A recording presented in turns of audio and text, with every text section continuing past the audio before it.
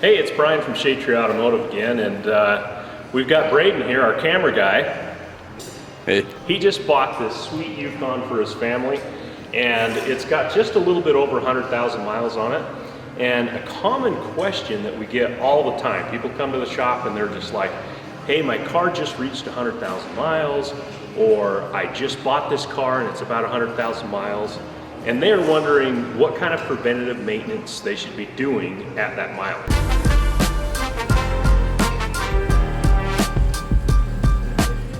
A common misconception in this industry is that there's an exact list at 100,000 miles that you should be doing.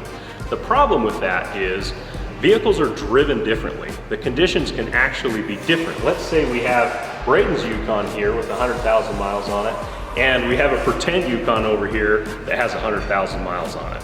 Now, the way they've been driven and whether or not they've towed a trailer or if they've driven in a lot of dusty conditions, these kind of things are going to change what kind of preventative maintenance you're going to do to this vehicle with 100,000 miles.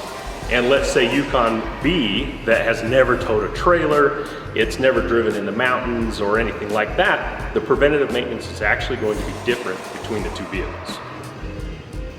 Okay, so another thing that we can refer to is the vehicle's owner's manual. Now, when you go into a professional shop, they're going to start with the inspection, and they're also going to use the owner's manual to kind of compare what the manufacturer, which in this case is GMC, recommends doing at certain mileage. Now, you'll find if you read through the owner's manual, you'll actually find that most of it is inspect and service as necessary, and that's largely because the way the vehicle's driven. Like the differential fluids and the transmission fluids on this vehicle are likely going to take a bit more of a beating because of the heavy towing. Another thing that'll have in here is that you should change your spark plugs at 100,000 miles. Problem with that is we don't know if maybe they got changed a little bit early. Because unfortunately, when you go into different dealerships or other auto repair shops, sometimes they have a little bit different theory on what they recommend and why and when and all those things. And so it can be a little bit confusing.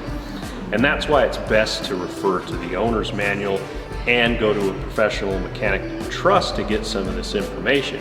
All right, so when you take your vehicle to a professional mechanic, they're going to give it a very, very good inspection. They're going to be looking at all your fluids, comparing samples and things like that. They're going to be looking at the belts, checking all the filters, obviously your brakes, your suspension, that kind of thing. And they're going to refer to your owner's manual and make sure that there's not anything that they're missing.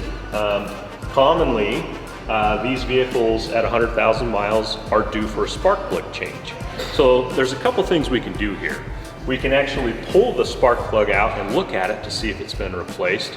Or we can do like I did the other day. I had a customer come in here to the shop. His vehicle had 100,000 miles on it. He had read in his owner's manual that he should have his spark plugs replaced in 100,000 miles. So he came in, he's like, hey, my owner's manual says I need to change these spark plugs. We get it in, we inspect it, we looked at everything, and we looked at the spark plugs and they didn't look too bad. And we actually found out by reviewing the Carfax history that the spark plugs were actually replaced at 70,000 miles on his vehicle. Now, the manufacturer typically only recommends every 100,000 miles, so he had actually done his early. Okay, so we're not going to go into a ton of detail on the exact things that we inspect. However, we've got a video that we go through with one of our technicians checking out every single detail that we do as part of this inspection. So make sure you check out the description below for that video link. So the previous owner that had this Yukon actually towed a boat and they've towed camper trailers.